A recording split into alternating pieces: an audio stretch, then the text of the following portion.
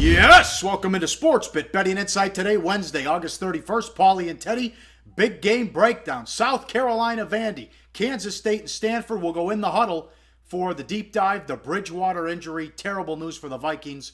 Also, why it's so hard to bet week 4 of the NFL preseason. Bad beats, bad bets, bad for the books. How about bad for the books? A 40-cent move on the Braves, 35-cent move on the Braves. What the hell was that?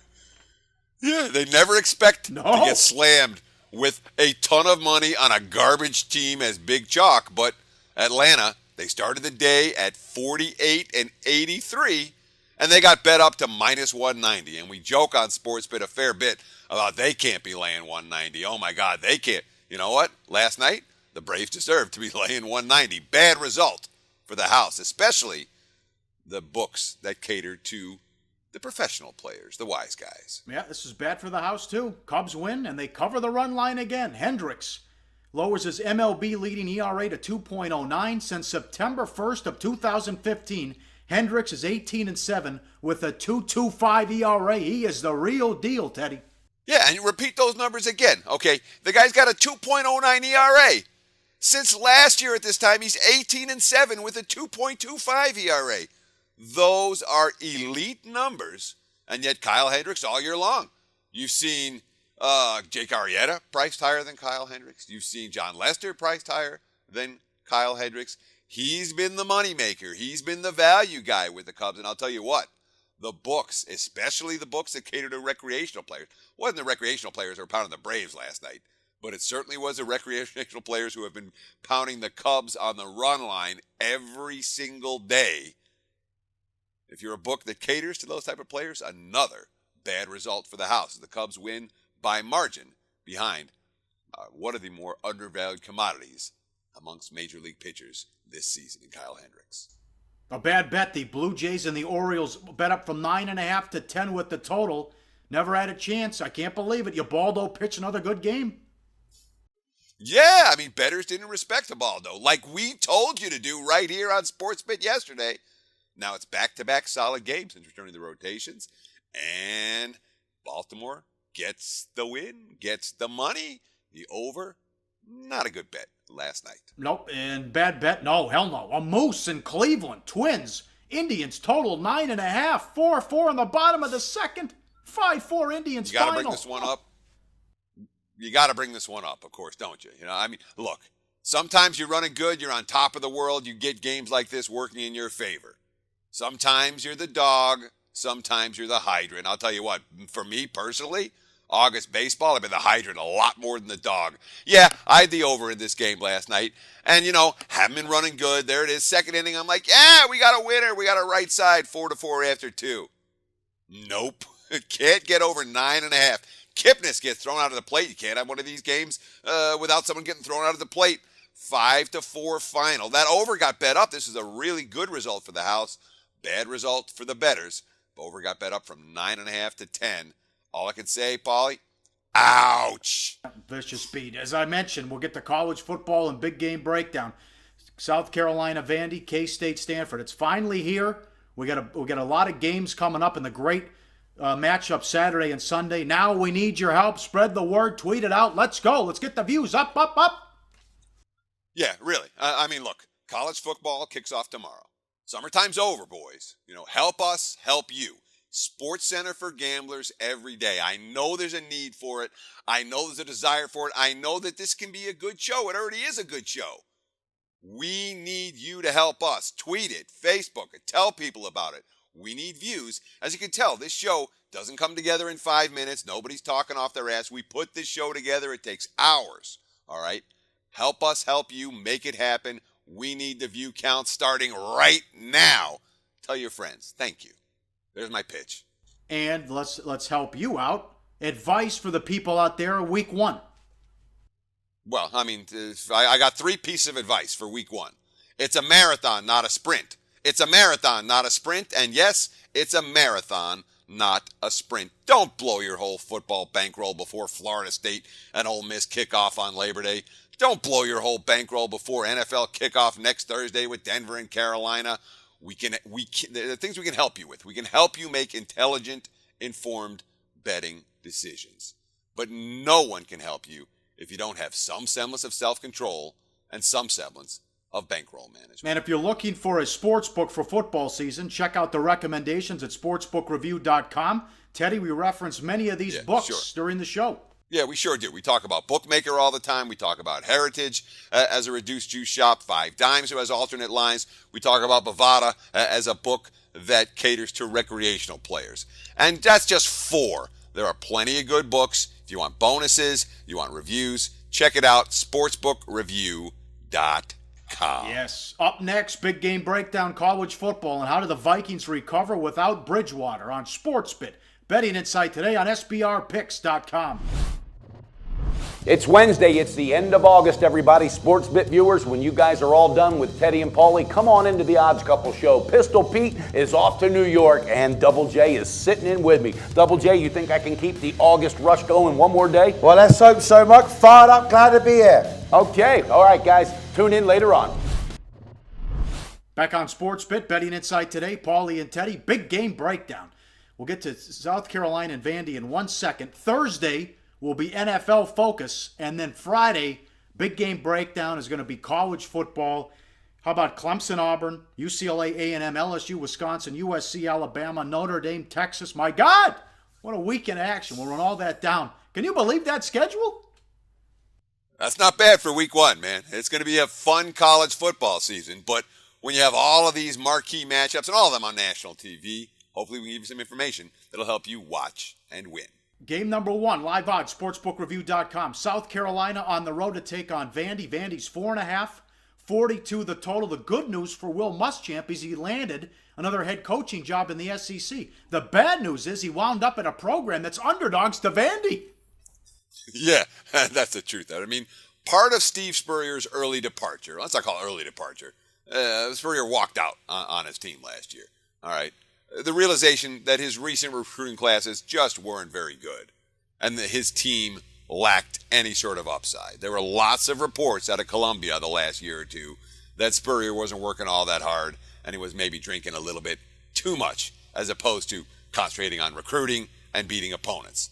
But when he walks away, all right, and leaves the cupboard relatively bare, you find a situation where Vanderbilt is now not just laying more than a field goal to South Carolina, a team that they've been underdogs in against every game since the 21st century began. Now, South Carolina beat Vandy 19-10 at home last year and then closed out 0-5, though all the losses were competitive. But, I mean, this is the first time Vandy's been favored over an SEC team other than Kentucky since 2012. This is Commodore squad that's 2-4 in SEC games. 2-14 in SEC games under Derek Mason. And now they not only have to win, they have to win by margin. Yes. Again, I did not like the Muschamp hire. He did not. I thought he did a below-average job at Florida. Did have one good season, but then he was a defensive genius at Texas. He was the DC at Auburn last year. They couldn't stop a nosebleed. So that's cause for concern too, as he's back at South Carolina. Will the Vandy coaches let Shermer attack down the field? I think so. I mean, he didn't become the starter until after the loss at South Carolina last year. But here's what Derek Mason had to say about his starting quarterback. And let me make this clear. It's a starting quarterback. Quote, "I want to just say this. We have a clear-cut 1 and a clear-cut 2.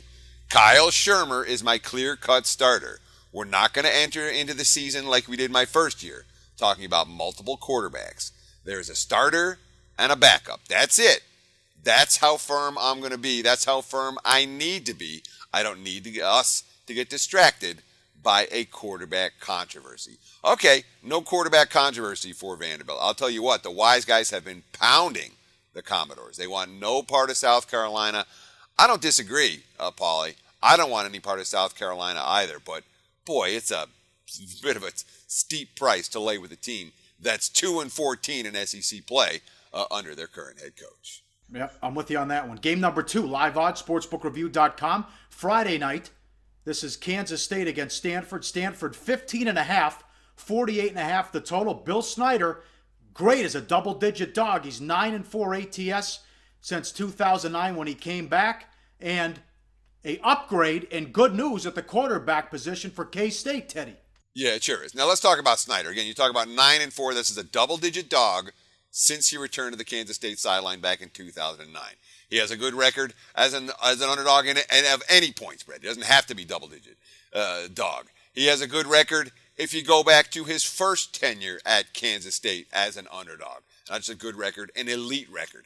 You look at Kansas State over the last 5 years, they have been one of the consistently profitable teams in all of college football. So for me, at first take on this game, there are certain teams I'm just not looking to lay points against. Kansas State is one of those teams. So I'm not, a priori, it's going to take a big case for the Stanford side to get me interested there. It'd be K-State or pass. Now, you talk about the upgraded quarterback, Jesse Ertz returning. Remember, he got injured on the first possession of the opening game last year.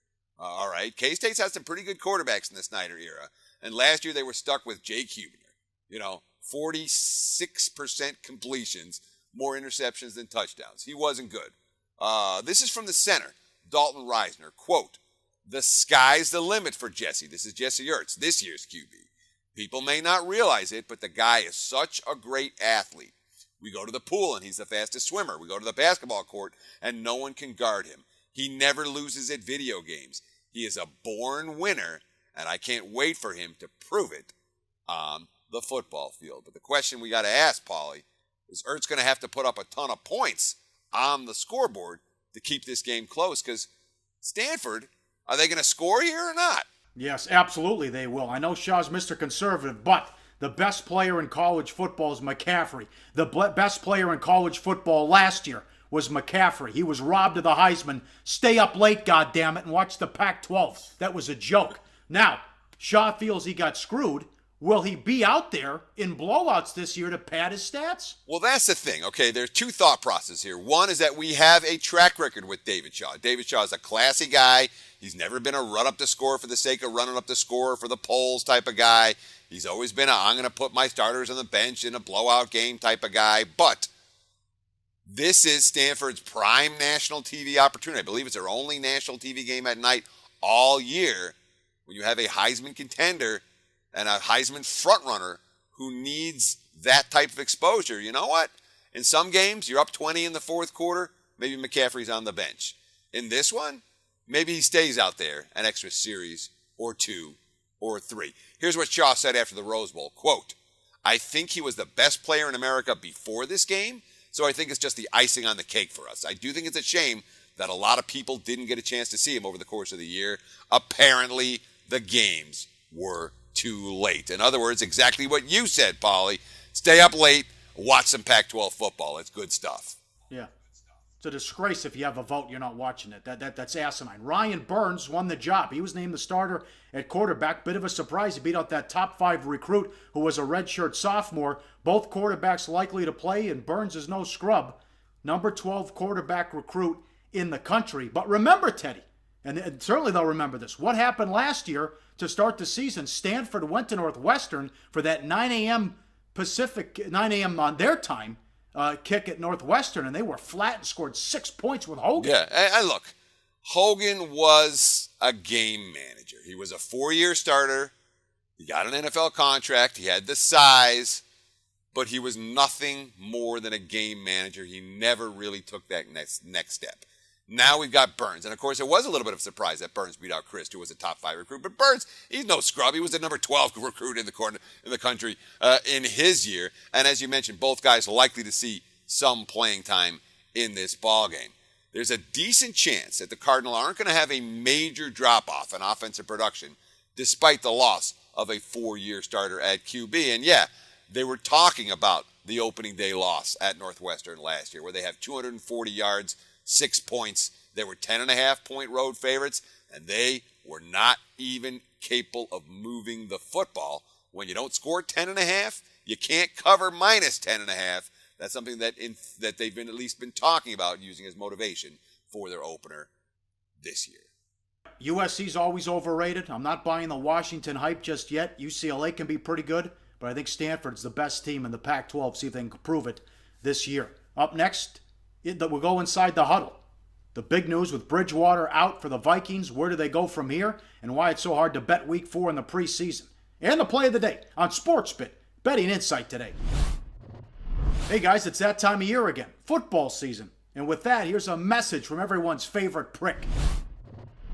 If you like Captain American football, there's 50,000 dead presidents on the line in this year's Beat the Prick contest. In case you ain't fucking guessed, I'm the prick. Click on the link below for more info. I'm ready to stomp some ass. This is going to be my best performance yet. So join today. It's free, you fucking squares. Wrapping it up on Sports Bit, Paulie and Teddy. Play of the day coming up. The horrible news yesterday out of Minnesota. Teddy Bridgewater, non-contact drill, torn ACL, dislocated knee. That pretty much will end his season. Oh my God. Do you call Sanchez? Do you call the Browns? Do you call the Eagles? What are they? Sean Hill now and your buddy Stave. Oh my God. Nobody's left for the Vikings. And Sean Hill's what, 36, 35, 36 years old? 36 years old. And at one point in his career, there was hope for Sean Hill. But look, I told you earlier, excuse me, August hasn't been a great month. You know, some months you're rolling. August has not been a great month for me. So what do I got? I got Vikings, all kinds of Vikings over in my pocket, over 9.5 wins. I got Vikings to win the division. I got Vikings to win the Super Bowl. And then the Bridgewater news. And this is not a minor injury. They were talking about how the team was devastated. They expected to be Super Bowl contenders this year. And now, doesn't matter what happens. They're throwing a stiff in behind center. Oh, and by the way, you have two speedsters at wide receiver who are going to open up this whole offense with a quarterback that can chuck it downfield.